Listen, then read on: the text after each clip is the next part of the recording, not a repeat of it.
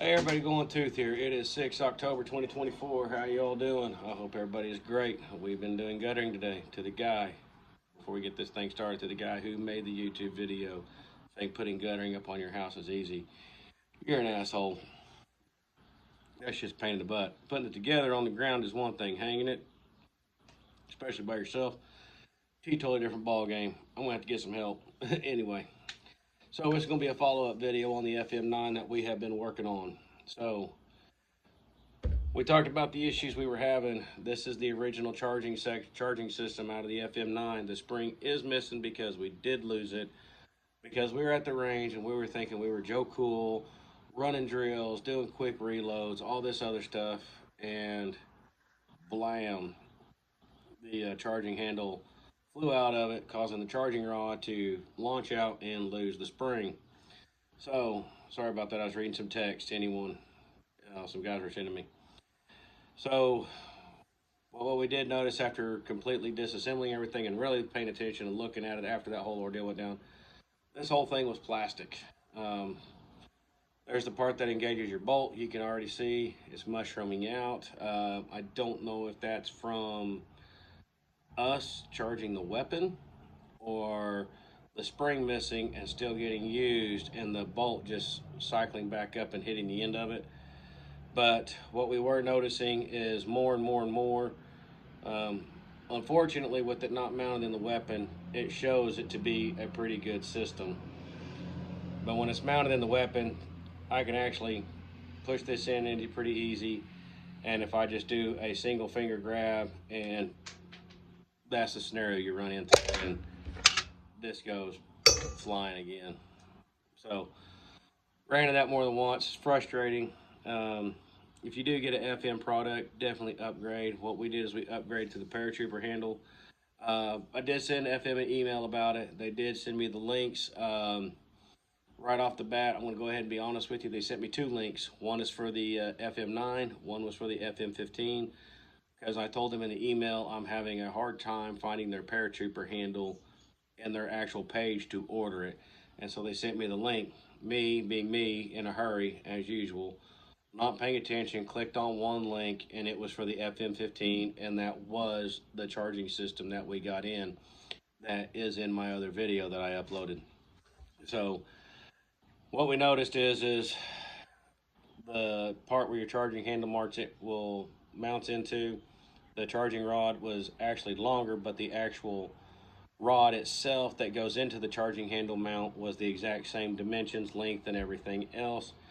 And everything is all metal on the paratrooper setup. And the nice thing about it is what we found and we really like, if you look right there in the hole, yes, I have to paint it because I cut it off with the cutoff wheel. You know, us rednecks and our tools. When we're fixing trucks, we just fix everything else. Multiple projects in one day.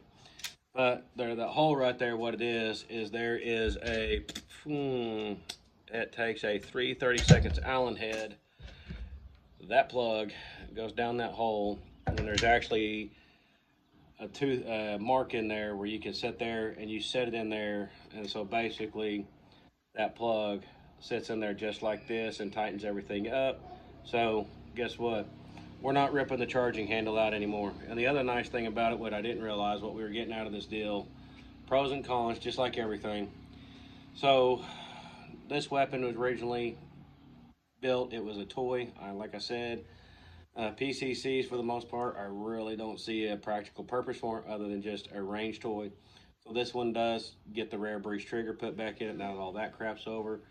In the process of that build, we put a heavier buffer and a heavier spring in there to slow the cyclic rate down to try and help with the magazines, because this does take Glock style magazines, and we were having some issues with them keeping up with it until we just beefed up the buffer system to slow it down a little bit. But the nice thing to point out on this, instead of getting one finger, I can get two fingers to help work this system with this heavier buffer spring in here.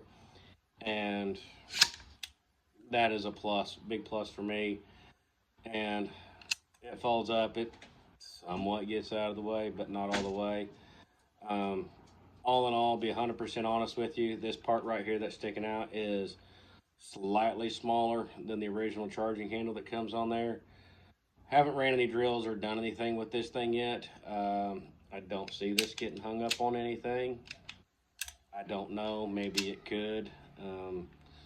Sooner or later, we'll put the whole kit back on. We'll go to the range. We'll do that after we put the rare breeze trigger back in here, now that all that litigation and all that bullshit's over with, and go from there. But anyway, that's where we're at.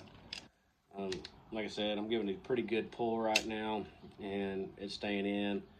It's not going anywhere. It's pretty solid. They do come with the dried Loctite already on the threads. I mean, the only issue I had is when I cut that off right there to make it actually fit and not stick out and look stupid. And I just took my pocket knife and re-chamfered the hole so I get the plug in there.